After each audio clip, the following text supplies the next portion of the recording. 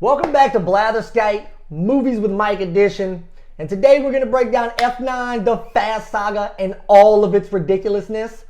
We're going to preview a little bit of Black Widow, which is hitting theaters very, very soon. And why do I always say and? Well, because I'm not very good at this. And we're also going to close out this episode and hopefully every episode from here on out with Dad Jokes with Mike. So stay tuned for that, and let's enjoy ourselves.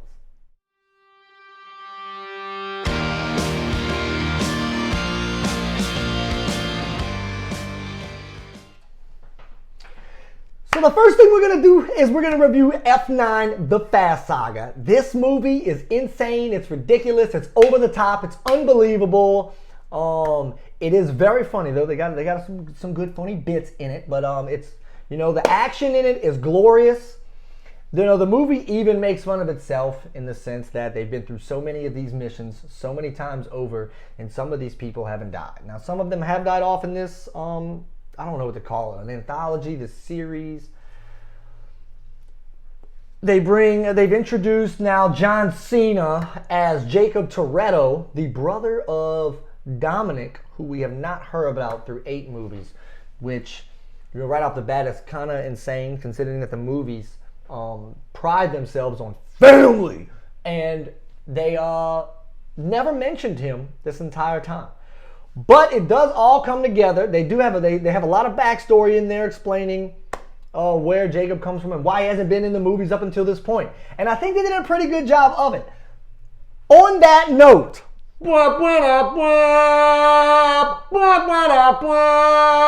John Cena is actually a bright spot in the film. It's fresh. He's pretty good in it, and by all means, I'm not saying John Cena is some phenomenal actor. He ain't The Rock. That's right, Cena. If you see this, I'm calling you out. I thought he was pretty decent in this movie. I've seen some really bad movies with Cena in it. I'm going to tell you, this isn't one of them. He fits right in to this thing. Tyrese and Ludacris are great as usual. There's also a ton of cameos in this. They bring a lot of these people back. They even they bring people back from the dead. Now, this movie is without Jason Statham and Dwayne "The Rock" Johnson. They've taken a little hiatus after their Hobbs and Shaw movie, and I really missed them. But for all that's worth, they definitely have a mid-credits scene for those of you that want to sit and wait for that. There will be another one. I hear rumors, mullings, that they plan on doing a 10 and 11. They plan on doing a 10 and 11. It's so ridiculous. But I definitely think it's worth to see if you like action, if you like comedy, and if you've invested 8 movies. If you've seen the first 8, you gotta see 9, right? So go to the theater. We're out and about. COVID, no masks. Go do it. Go see it. I would, if the rating, let's see, what did we give? We gave, so we'll go with a 70. Let's go with a 70 because this movie's not winning any awards, and it shouldn't even be in talks about movies that are like, oh, this is a pretty good movie this year. This is up there. This movie is good. I will give it a 70 out of 100, and stay tuned. And nya. Now let's break down Black Widow. I would probably be considered a casual fan in the Marvel Cinematic Universe. I definitely have seen all the movies and follow all of them very closely, but I didn't read the comics, and I don't remember a ton of the cartoons. So I'm not sure where all these character arcs and stuff are going, and I don't want to spoil too much. How am I going to spoil a movie that's not released yet? Anyways,